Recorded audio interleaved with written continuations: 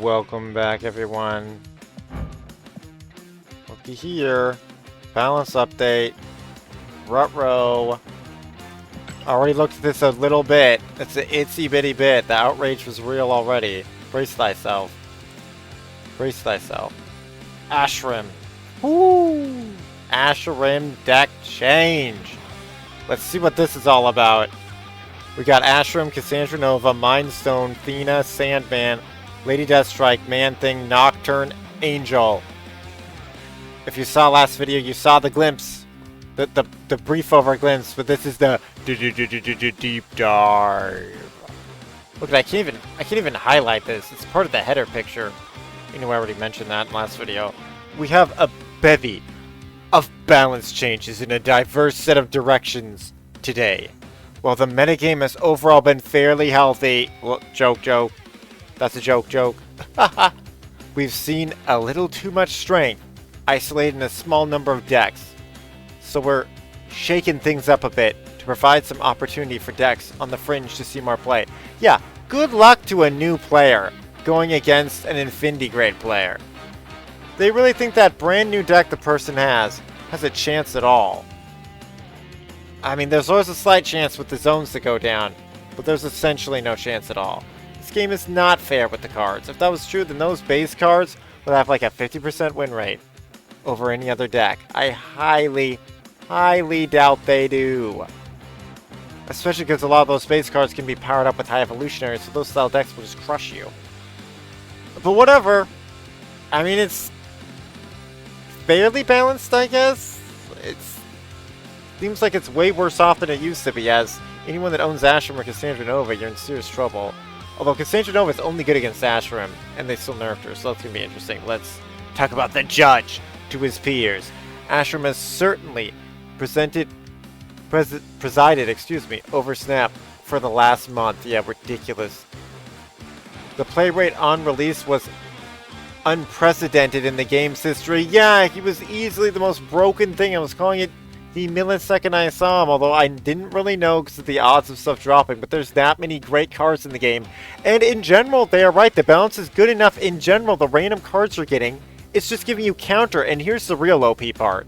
I'm already outraged because I don't think they made this change. You can get 2 of 1 card because of his random cards. So you have your 12 base.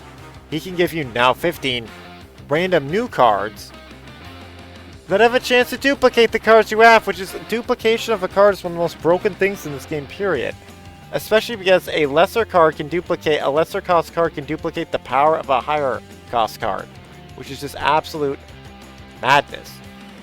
And we're happy to see a card we aim to be fun and strong clearly hit for so many players. Yeah, it's an awesome idea. I really like Asherim's idea. He's a super cool card. I don't have him yet just because I was a huge Mutant fan. But if I wasn't, I would have immediately gotten him if I was just a meta player. Like, Asherim just seems so OP. And the real OP-ness is the extra mana.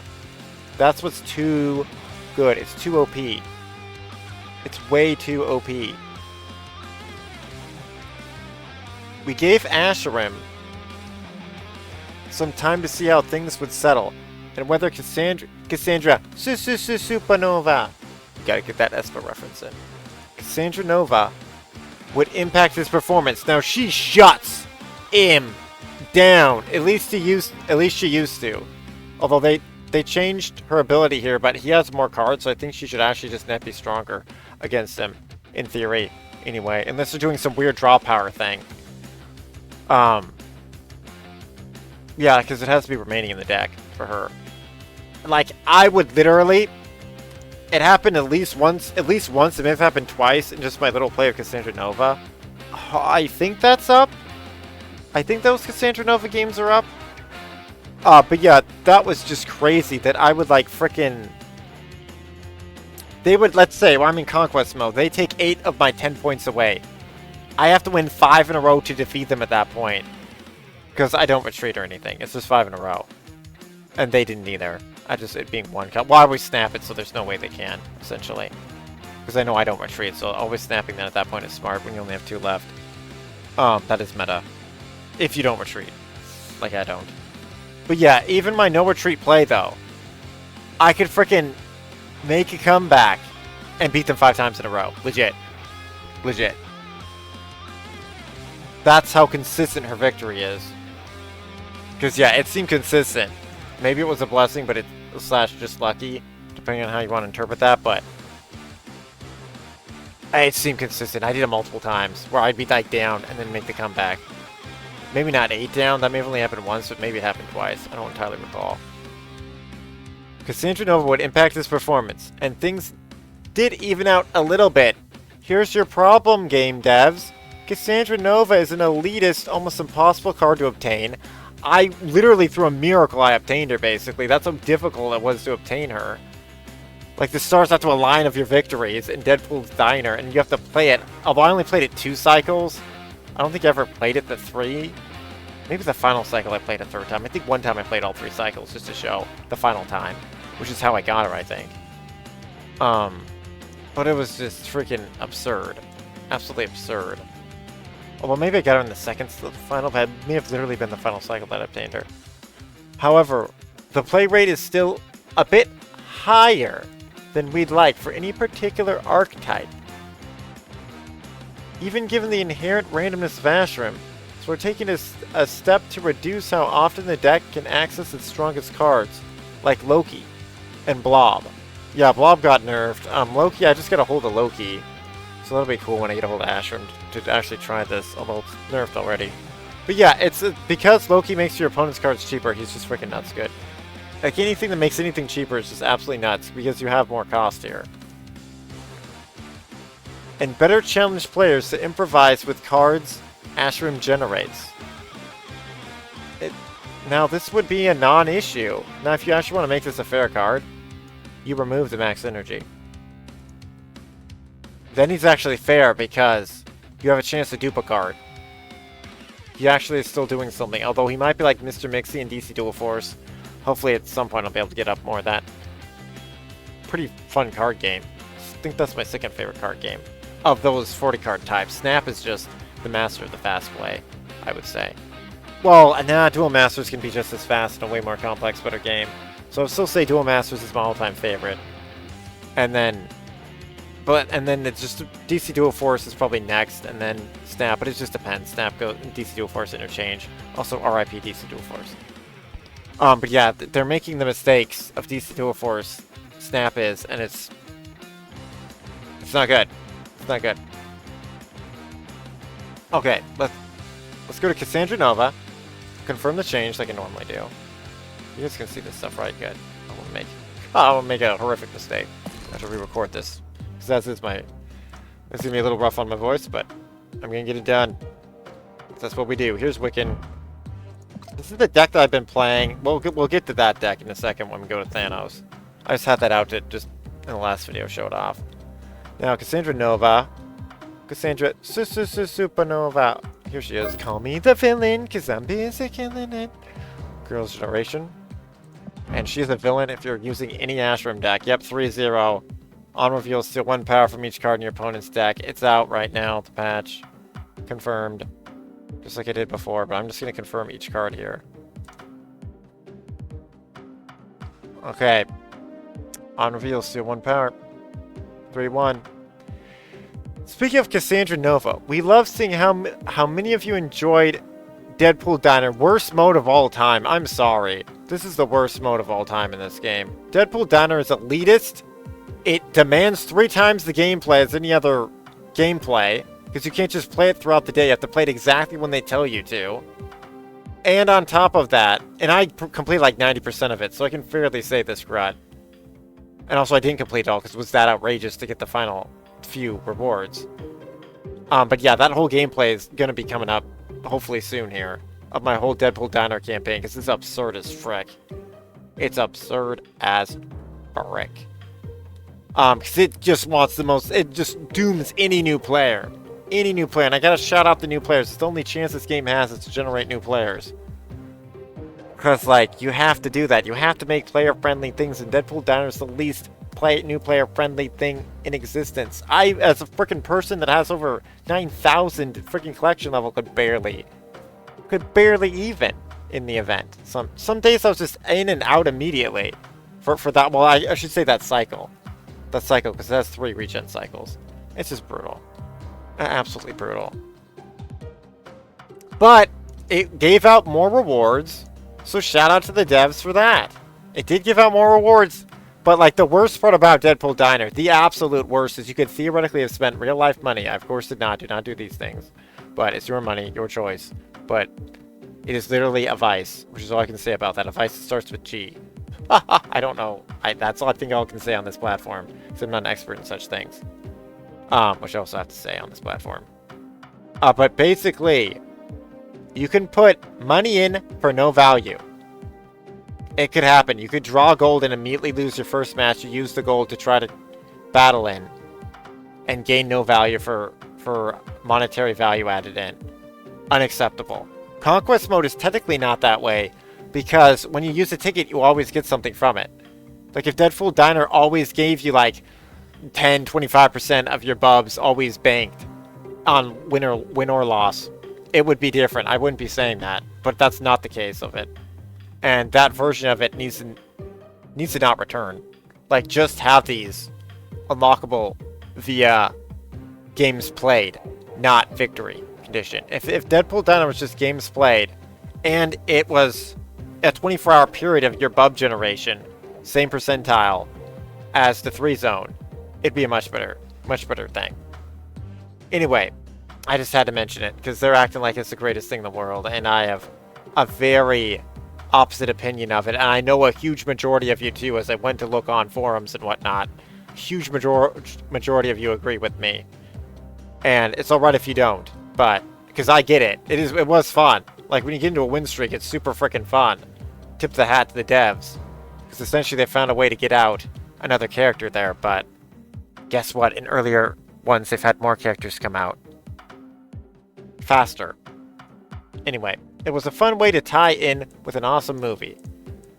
And we were excited to debut Cassandra in a totally new way. In fact, that led to Cassandra becoming the most played card in the game for a week among multiple player groups. That's because there was 8 bajillion Asherim decks. If you don't bring Cassandra Nova, you lose. And as is, I never used Cassandra Nova to actually acquire my bubs. I never used her to do that. When I got a hold of her, I just did not trust her to actually win, because Asherim decks were far rarer then, because people were onto each other. Because everyone was bringing Cassandra Nova decks, and my deck could beat a Cassandra Nova deck, so I just brought my deck that I was using, which is the Gimme 4 to Power. We analyze for balance. That's right. More than Shang-Chi. However, unlike Shang-Chi, you see, that's the thing. This is also why Asherim decks were played so freaking much. If you have Shang-Chi, you can destroy the Cassandra Nova. You destroy your own counter. Because Cassandra Nova is only a 3 cost. She's very hard to keep alive at that point. You could use armor or something like that. But that's what I noticed is a slight issue. Although I use Darkhawk as well, so then you have 2 powerful cards to attack them with. Which you can see in the deck here, actually. Yeah, this is the deck I use. Darkhawk, and then ongoing, and then you can use Mystique to get another Darkhawk going. You can use Taskmaster to get another Cassandra going. You can use Cassandra Nova, Absorbing Man, Taskmaster to completely dominate the field. Oh yeah, and you can drop Odin down to re-trigger any of these cards if need be, which are mostly going to be re-triggering your Rock Slides to power up all your other cards there, especially if you have this chain going. But yeah, I'm going to mention that because, like, yeah, that's a huge thing. If you guys need a deep dive, because this was a good deck. This just completely shuts down an Asherim deck, this deck. And then also you have Goose here. So yeah, Goose you can play your Mystique in, you can play your Cassandra Nova in. And, yeah, that's just how you gum them up. And then also, yeah, you can play these guys too. And then the counter. In case you're going to try to use an Enchantress to remove your Goose. Which I didn't really see, but it's theoretically possible. But you gotta watch out, because this can counter yourself. And then I just have Red Hulk just for blanket power.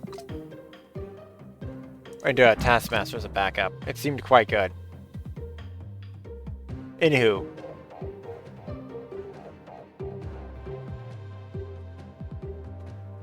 Let's see.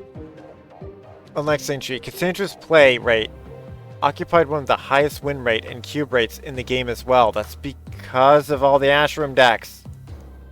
This is actually what they wanted to see. Because that means, although it's the most broken era of the game.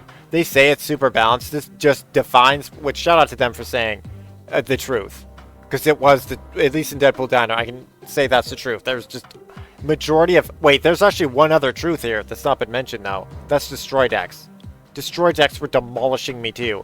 It was Destroy decks. Some days I fought them 75+% of the time, like it was 2 freaking years ago, maybe 3 now. And then I was fighting either Asherim decks or Cassandra Nova decks. Or maybe both. Because you can put Cassandra Nova in Asherim to counter the other Asherim deck, which is what people were doing. So this game is at its worst state yet. But mutants are around, so I'm still playing it. But yeah, not going to give it money though. Unless it balances this crud. And I have given it no money so far, because none of this is truly balanced. My poor all-mutant deck. Yeah, they say this game is balanced. Bring an all-mutant deck. Or an all-X-Gene deck. Because, yeah, I can tell you that this deck here, my personal top deck, is going to demolish this deck. It won't even be close. Also, this says Goofy Wiccan in here, but I always put the latest mutants and show them off. Also, this finally happened, in case you guys didn't know. Yes. Heck yeah. But I have a video out on that already. Of the Wiccan. And anyway, or Wiccan. And thank you. Moving on. Highest win rate in the game. And that's a combination of factors that would be inappropriate to let stand for too long. Shout out to them for that tip of the hat. They acknowledge it. This was the latest we could make a change to impact Young Avengers season. Bull crud. Wait, this was the... Oh, no, they're saying latest. Why are they saying latest? So they're basically saying we could have nerfed it sooner, but we didn't. So we're tuning the card down a touch now to ensure a more robust metagame can develop. And they didn't say this. This is actually a nerf buff. In the sense that her main counter deck is against Asherim. But yeah, she's going to be even weaker against non-decks. So that means she'll... often be 3/6, I think, which is around fair for her cost against a normal deck if you play her turn 3, assuming you haven't rocked him up. I think that's how that would play out. But you're still stealing the power from your opponent, so it's kind of nasty. But you can literally just drop down Luke Cage and it will counter her. Okay, Mind Stone. Let's look at the Mind Stone. Wait, I already looked at Cassandra. Let's go back in here. Mind Stone was 2 cost. Now it's 1 cost yet again. The power creep is real. The nerf stuff is getting unnerfed because the power creep is that wild. Other than Asherim, Thanos was another archetype heavily impacted by Cassandra Nova. Well, that's... oh my goodness, that's so true. I didn't even play him in that era. That she was out and about a ton. Although I did just play him yesterday. We've been happy with the new Thanos-centric design of the stones. And we're ready to start returning strength to it in the wake of Mockingbird moving to 6 cost. Welcome back to 1 cost, Mind Stone. Now Mockingbird, frick, I don't have this card. Is that why I've been seeing less Mockingbird? They nerfed her? Or did they do that just now? No, I guess they did that one of the other battle passes. I just couldn't show it off. Yeah, wasn't she 5 costs before? No, she's 6? What do you guys think of Mockingbird? I don't have her. Let me know in the comment section down below. Do you like this change? I mean, she was being played a ton. I think she is being played less now. Wasn't she being played with Sasquatch decks? That's what I recall seeing her in. And here's Thena. I do have Thena, actually. Shockingly enough. I think she's like... I think one of my random cards went Thena. So I got her. Thena. Oh no. Do I not have my Thena deck? It was this, wasn't it? Oh no. I think I dismantled my Thena deck. This was my Khazar... This was my Khazar Thena deck. It had to get dismantled for the... Alliance missions of Destroy It or more. Well, let's bring Thena up. Wait, oh. What in the world just happened? There we go, I guess I bumped that. Oh yeah, there's a new America Chavez album too, in case you guys didn't see last video. Okay, Athena here. After each turn, +3 power if you played exactly 2 cards. Did they really nerf her? It would appear they did. The existing and already powerful Angela shells quickly incorporated Athena. See, this is what I'm talking about. Certain deck strategies that let roam free, almost to eternity. But other ones they nerf, like the Marvel Boy. Yeah, they were all over. Marvel Boy with Athena and all this other stuff. But when else can a 1-cost try to shine? Because they're so cost ineffective as the turns go by. Unless you have these bonuses here. But they immediately nerfed her. Now, she has been around for over a month, so there's that. It's not like a quick nerf like poor Blob, where I just had no chance to actually get any score with them at all. It was immediately nerfed away. Within like a week. It's absolutely outrageous. And they continue to nerf Blob, which just dooms decks other than Asherim ones. Like, it was nerfed because of Asherim, and it's just absurd that you nerf him in all the other decks, but whatever. And have remained strong ever since. In fact, while Asherim was perceived to be the best deck for many weeks, Athena was often the best deck in the actual best deck during this time. Athena was often the best deck in the actual best deck during this time. That's a strange way to word that, but okay. They're saying Athena decks could beat Asherim decks, I think. But does that actually win consistency? Because that's absurd. Because definitely against the Asherim deck. Oh, but maybe they're saying that because the Athena deck can theoretically beat the Asherim deck and the Cassandra Nova deck. That would actually make sense. Also, I swear they're talking about right now, because right now is when she's actually good with Marvel Boy. And the other peeps above Marvel Boy. So we're making a small tweak to bring the 2-cost powerhouse more in line with an appropriate amount of power for the cost. Okay.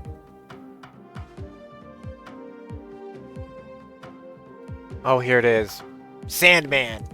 I did it. For my daughter. I don't have a Sandman deck anymore, I don't think. No, he was in this deck.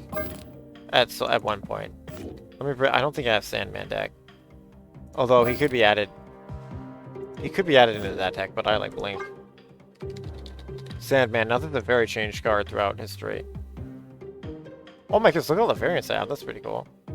This is one I actually got just to help unlock a card. I remember doing that. Although I use free-to-play currency, because I'm still free-to-play, by the way. But yeah, we'll show the cool Sandcastle one. I made it for my daughter. On reveal, players can only play 1 card next turn. Now, this was very limited. Although it's pretty brutal. If it's only he's a 5-cost card, so essentially the final turn, often the final turn, there can be a 7th if magic's involved. But you can also remove that ability if you want to.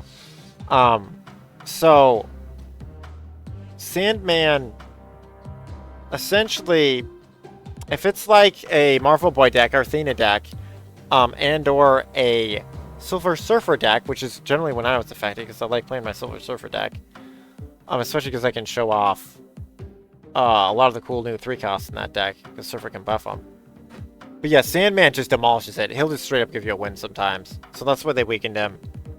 And he throws me a little bit because I assume his power is always active like it used to be. It's not. It's just the next turn. So if you do 7 turns, which my Surfer deck loves to create the 7th turn, you kind of counter him. But he still can hurt quite a bit and maybe give that edge to win. And let's see what they say about that.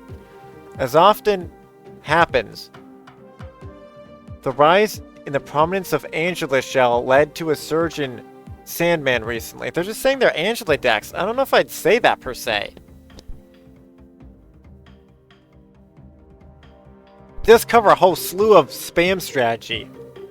But not every spam strategy has Angela, and maybe that's my misplay. Maybe my server deck should have her. Maybe, I don't know. Like, she can't be buffed by them, so I don't see the point of that, but... Okay. Also, it's because Angela's almost uncounterable. You need Red Guardian. Well, that's... Yeah, you essentially need Red Guardian or something that destroys her. Well, that's generally expected and fine. This was the first time it actually... It had really happened with the new improved Big Sandy. That's what they're calling him, Big Sandy? That's hilarious. Be respectful in front of my daughter. Yeah, treat me with respect in front of my daughter. My daughter. And here's the other one, in case you want to see that too. It's really cool, and here's his default. Digital is also very cool. To our surprise, these multiplayer Angela decks weren't even among the best matchups for Sandman decks. And it has... What? What are they talking? These multiplayer weren't even the best matchups for Sandman. I assume they're talking about Sandman Counter? Yeah, Sandman Counter is probably the best against Silver Surfer, I would assume. And or perhaps Asherim himself. It maintained a very robust presence in the metagame ever since, with few vulnerabilities. Those decks are good. We've never... Yeah. We're never targeting Sandman to be a key player in deck number 1. Wait, what? Hashtag agenda? What? So this nerf is something of a slap on the wrist to make the deck's strongest... Make the deck's strongest draws more beatable. We're never targeting Sandman to be a key player in the number 1 deck. Isn't... I could be wrong here, but isn't that favoritism? They don't want Sandman to be in the number 1 deck? Isn't that what they're saying? Let me know in the comment section down below what you guys think of this statement. Doesn't this statement prove what I've been saying the whole time? They just want certain decks to be insanely powerful, like Null. A Null deck? That's why Null has never been nerfed over 2 to 3 years, even though it's one of the most broken things in existence. Like, he can be 100 power. He can be 100 freaking power and in 2 zones, because he's split by Arnim Zola. If you get him up to 50, you Arnim Zola, 7th turn, he'll split into a double 100. It's insane. It's absolutely insane. Technically counterable, but not easily. It demolishes my deck, that's for sure. Wow. That is a shout out to them for saying their personal truth, but I do not agree with that. Every card should be number 1 deck potential. That's what you should strive for. Don't strive for anything less than that. Like, it should just be personal preference at that point. That is silly. Why? Why? I guess Sandman had a little bit of a heyday there for like a week. Maybe the beginning of August? Maybe? Oh, that's weird. I can see someone striving for a rotational type deal. I can see a twisted logic in that, which is twisted. All these cards just should be great. Oh, but anyway, moving on. It's a little tricky to get every card like number 1 potential unless you make them all have the same ability, same power, which you can easily fix the game. Where's that game mode? And that could just be Mutant and it'd be fun. But they don't do that. They don't do that. Anyway, speaking of Mutant, buff. So shout out to the devs for this one. Lady Deathstrike's getting a buff. Yes. Old, on reveal, destroy each card here with 3 or less power. And I do have Lady Deathstrike Death. That's why I had to make another destroy deck, because this one stays with the... No, I just had it. Just keep in the second. I despise this card. He is an awesome design. Awesome idea, although brutal. Dark, brutal. But he's just overpowered as frick. Has the combined power of all cards destroy this game. It's not even your cards, it's all cards. Absolutely outrageous. Although why it's all cards, just to give it context, is because of Rogue. Then, well, I guess it doesn't have to be all cards with Rogue. Because I'll bring a non-destroy deck against him. But yeah, Rogue can steal his power, though. I think that's why he hasn't been nerfed, because Rogue can entirely steal his power and just instantly make you win his own, because he's so much power, generally speaking. He'll instantly win his own if you steal his power with Rogue. And then you could Rogue, and then use Rogue's ability into Mystique, and keep stealing if you somehow had 2 nulls, which could theoretically happen. It'd be rare, though. But here's my Mutant deck, 75% Mutant. The only non-mutants in here are Venom. As far as I know, Death is not one. And Null. And Carnage. All the others are mutants. And it's freaking awesome. We got Deadpool, X-23, Wolverine, Negasonic, Teenage Warhead, Mr. Sinister, Atuma, who's an X-Gene mutant. He's just here to get the to power up Null, just in a silly way. And then Lady Deathstrike. Yeah, this could be and Sabretooth. This could be pretty much any other destroy card. And what else would be good? But Null is there in case you drop armor, so then you have a power play with him if you don't want to destroy him. But he's mostly just there for me to get the 1-card victory with Null. Because they nerfed Profax so horribly bad, I can't use him anymore. Wah, wah, wah. But yeah, Lady Deathstrike, 5/7. I want to say maybe she's been this before. Awesome addition, because I'll tell you, the top destroy decks demolish this deck. Very low chance to win. They would have to not draw their null and not draw their death. Although on rare occasion, I have won not using null and death with this deck.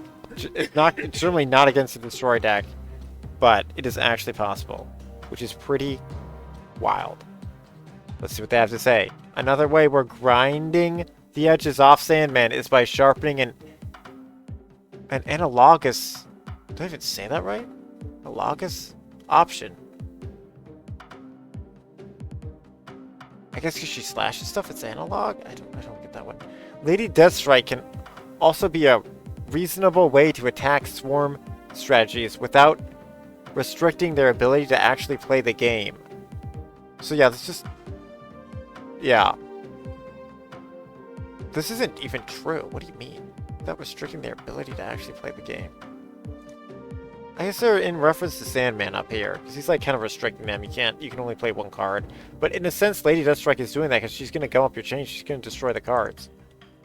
So we're returning some power here to create more compelling option. Wait, no, it's more competition, excuse me, among the options for these 5-cost control slots and decks. Interesting. Interesting. Man-Thing. I think Man-Thing's in the deck. Let me check. I don't know if he is, actually, because it's so patriotic. No, I have Abomination. This could be Man-Thing. You could easily take out Cyclops and add Man-Thing into this deck. Oh, wait, not. Isn't it Thing? Wait, is it Man-Thing or Thing? Oh, it is Man-Thing. Oh, wait, no, I do have a Man-Thing deck. Sorry, I thought that was Thing. My bad. I was expecting them to buff them, but no, they're talking about Man-Thing himself. Wait, oh wait, what did they do to this card? This deck struggles like you wouldn't believe.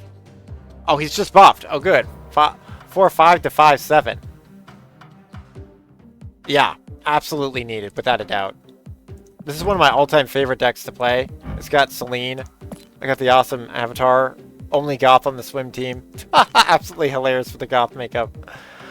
And this deck's super fun because I can use Mystique. This is a fun Mystique deck. I can show off the new Doc Ock in it, which is super fun. And I can use the freaking my cool Hobgoblin art and Green Goblin art. And Spider-Woman. Spider-Woman is very tricky to use. And I can use the Mutant Onslaught. And one of my all-time favorite things is Luke Cage here. Oh, I can just power up this Luke Cage, actually. Well, let's just bring him to common. That's a bonus for watching this video. I might power him up more, but I just want to see what this screen looks like. That's pretty freaking cool. But yeah, Luke Cage is actually my favorite Netflix superhero show. I really freaking like it. Anyway, moving on. A similar case can be made for Man-Thing. This card has languished as a fringe option for most of its life. Wah, wah, wah, wah. Yeah, I wonder whose fault that was, but they're trying to make up for it now. But we think now might be an ideal time to give it a shot. That's literally what they said. A shot. That's pretty awesome. At becoming a meaningful player within the metagame. Yeah, this should be, honestly. This should be. At the very least, they can make these archetypal cards actually mean something when used. And I mean this in the sense, Man-Thing. This is a minusing power. This is the minus power strategy. Now, there may be variations to this, but this is essentially what it is. Because, yeah, I think there are, like, other things that can be done rather than having these guys run. But I'm just doing that because I like Selene. And I know you guys really like this look, too. It's one of my highest viewed Snap videos, if not the most highest viewed. I would have to go and look. And I do have the other one here. I just prefer this one. But yeah, as you can see, she hasn't even been changed yet. Because it's so hard for me to play this deck and win. Because, of course, all the rewards are generally winning. Although, this is a deck I use for win with less than 10 power. It's going to be good at that. Although, hopefully the increase the Man-Thing won't come that up, but probably not. Probably not. Because, yeah, Mystique gains its power, but she only has 0, so it's really hard to actually win at that point. but love to see this change. Absolutely love it. It's a reasonable counter to lean on against decks like Silver Surfer as well as Angela. What? What? I don't know if I've ever beaten a Silver Surfer deck. Are you kidding me?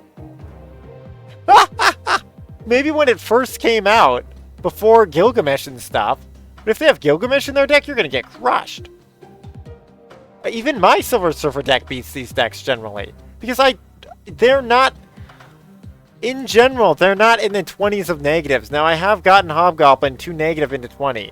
It is actually a possible chain that can happen. I believe, yeah, it involves Wonging your Selene and superpowering him up. And I think you need the bonus one on top of that, so it does it. Yeah. It does it like 4 times or something nuts. The -3. Although it may have been double the card's power here or something. That doubled its negative. It was something like that. But I got this guy up to 20 once. And yeah, I actually won that one. That was super fun. But I don't think this is a reasonable thing. I love their idea of trying to counter the Surfer deck with it. But Surfer's gonna buff a lot higher than this guy debuffs. A lot higher. Like, maybe they're talking about a really horribly made Surfer deck. I could see it beating a badly made one. Now, Angela decks, yes. Angela, I could theoretically see them beating. And the forecast slot is often hard to fill for decks wanting some strong but simple role players. Like, they use these interesting terminologies, like role players, as in its type of role is a negative role. I assume is what they mean by that. Now, no. Sweet Precious Nocturne, no. They did not do that. They did not just do that. Look at, I got the blue ladies, the blue X-Gene ladies. Dang. Just 3-5. Wait. Oh no, that's Copycat. This is Nocturne. Oh my goodness. Oh my goodness gracious. I've been doing this for a bit here. Please bear with it. We gave Nocturne a lot of rope. But in the end, we needed to make a change to preserve healthy competition among 3-cost cards in the game. Nocturne was just becoming the default best card in too many decks. Yeah, I think it's because she's filling the role of Jeffy the Landshark. And warping the strength, we started to position other cards in future. Also, this is and warping the strength, we started to position other cards in the future seasons. Is that even good English? I'm sorry, I'm thrown off by this. And warping the strength, we started to position other cards in future seasons. At what? Whatever, they're trying to balance the game. That's what they mean. There's also something to be said for preserving the way location variance impacts the game here, as Nocturne could throw some real curveballs. Yeah, now what they're talking about, that is her ability. You can move this once. Also, she can only be countered by Red Guardian as well. You can move this once. When this moves, well, besides being destroyed, obviously. When this moves, replace its location with a random new one. Now, I have lost because of this move, but in general, you can remove the 7th turn, which is insanely powerful because she can just go over to Magic. Theoretically, I think it could recreate Limbo. In theory, very rare, not going to happen. Most likely. And you will go over there and wreck it. Also, gorgeous card. Awesome. She's in my Surfer deck for good reason with Sebastian Shaw. But yeah, like, I don't know how they think this deck loses. I threw it. This one's for fun, too. I threw in Loki. I haven't played this deck with Loki yet. Yeah, I threw Loki in here just for funsies. It's still going to beat this other deck, though. I almost guarantee it. Against this deck. Yeah, because Loki's here now, if they try to play Viper and throw a Green Goblin at me, I can get Viper and throw that right back at him. Which is just brutal. It would be just absolutely brutal. And with this deck, remember, you can always play your Selene if Luke Cage is in your hand. Whatever thing Selene debuffs, Luke Cage will remove the debuff. He's insanely awesome. I got the quote cool Dan Hip one. It's kind of strange, Dan Hip art, but I do enjoy it, and I have a lot of it. And it's all free to play, by the way. Oh wait, back to Nocturne. I'm trying to remember. What did I... Oh, I had Brood. Yeah, if you can see, you're like, whoa. I'm missing Brood, so this is probably weaker, having Loki instead of Brood. But I didn't want to ditch Copycat Nocturne. And you could technically maybe ditch Storm, too. But Chimley, this is my all-time favorite Storm. Chimley Storm. David Creel. Hopefully I said that right. And moving on. That's what I did. And Angel! Angel. No, I took Angel off for Nova because he's so freaking weak, so let's reevaluate that decision in this deck right now. Let's show Angel, actually.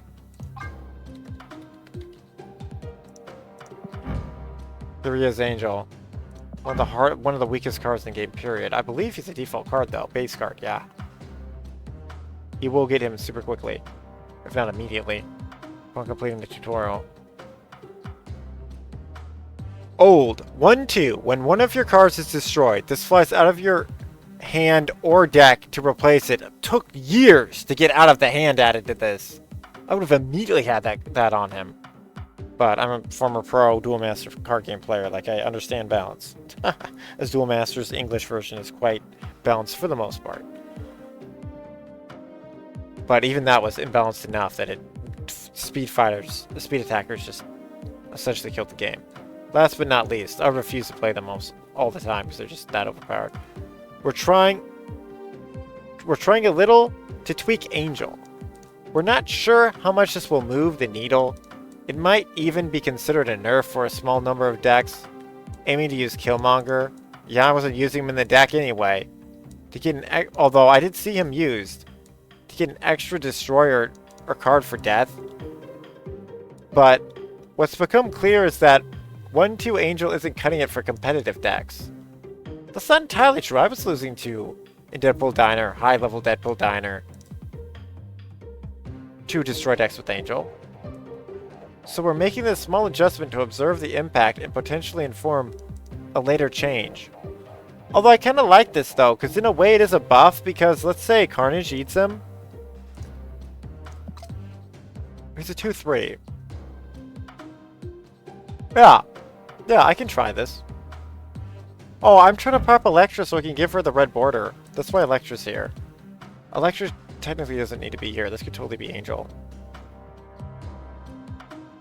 I could take Nova out.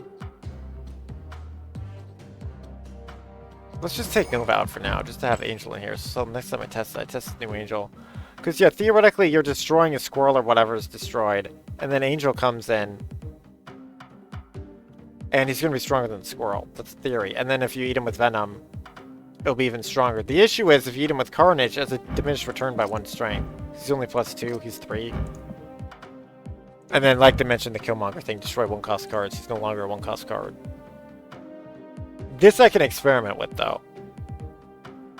Because the Alliance quest is not for our mission. It's not for 1 cost, it's just destroy, period. And also, Death got stronger. With 3 or less power, so she can still destroy your Angel. Huh. I mean, that might be good, though. And also, Null could totally be in this deck. It probably should be in this deck. But I don't like Null, so Null's not in the deck. And it just is what it is. I already have a Null deck. I'm not adding another one. This is just purely for that thing. It's not even necessarily to win, it's just to get that done. Oh wait, let's end it with Angel. Because that's great news. And any attempt to make Angel better is great news. He's one of the least played cards, period. He did have a comeback, though. At least last month. Maybe early this month. He did have a comeback, which was absolutely outstandingly amazing. Anyway, oh wait, no, they don't have a closing statement. Let's read their closing statement.